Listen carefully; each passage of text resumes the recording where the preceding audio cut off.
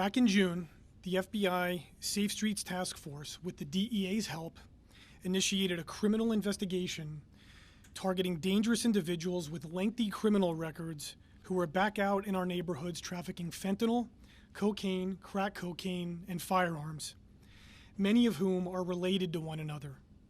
Dubbed Operation Bloodline for that very reason, dozens of special agents and law enforcement officers set out to arrest 12 individuals and execute 8 search warrants earlier this morning. 10 subjects were safely taken into custody, and the remaining 2 are expected to be in custody shortly. In addition, a 13th individual was arrested this morning on federal charges as a result of one of the search warrants. Many of those arrested today have lengthy criminal records, including the alleged leaders of this drug trafficking conspiracy, who have already served time in prison for drug trafficking, weapons charges, and other violent crimes. So how did this investigation unfold? It all started when the FBI developed information that we could acquire large quantities of heroin, fentanyl, cocaine, and crack cocaine from Hector Rivera of Central Falls.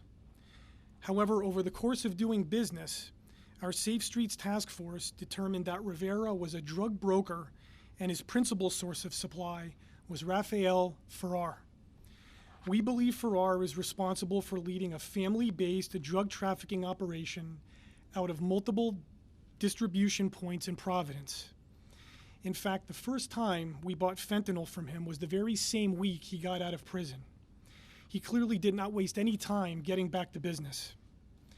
We allege that Farrar, along with his family and friends, are high-volume fentanyl and pill pushers, cashing in on the opioid crisis here in the Ocean State. Dealing drugs was a family affair, and for their suppliers a very dangerous one, as illustrated by the .38 caliber Smith & Wesson revolver with an obliterated serial number that we were able to purchase from Onis Marte, and the 2 additional firearms seized this morning. Keep in mind, at the same time, Marte was prohibited by law from possessing firearms and ammunition because of his 4 prior felony drug convictions.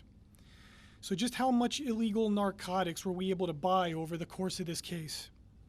Over the last 5 months, the Safe Streets Task Force conducted 29 video-recorded drug buys from members of this conspiracy, resulting in the seizure of more than 650 grams of fentanyl, 610 fentanyl pills, 102 grams of powder cocaine, and 67 grams of crack cocaine.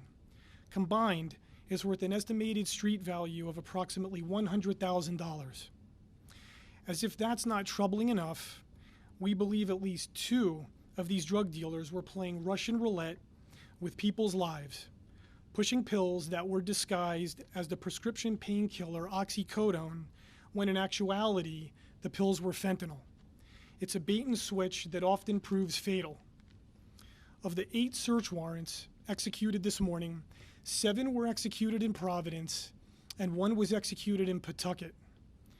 Here's what I can tell you about the results of those searches thus far.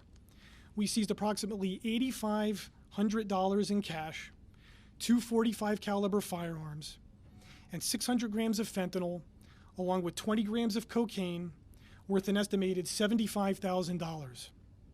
As a result of this Safe Streets Task Force investigation, we've taken an estimated $175,000 worth of drugs off of our streets. Disrupting drug trafficking organizations like this one is a critical part of our mission. Fentanyl is a huge problem in Rhode Island, responsible for the overwhelming majority of all drug overdose deaths in this state last year.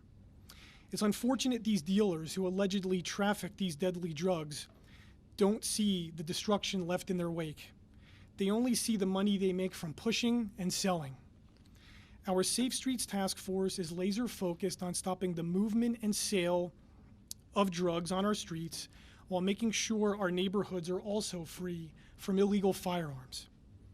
I'd like to thank our agents, analysts, and task force officers who sacrificed a lot of time away from their friends and family during the course of this investigation, United States Attorney Weissman and his team for their great work, along with Special Agent in Charge Brian Boyle for the DEA's partnership, Providence Police Colonel Hugh Clements, and Rhode Island State Police Colonel Jim Manny, along with all of the other departments that are members of our Safe Streets Task Force, for their collaboration and support. Thank you.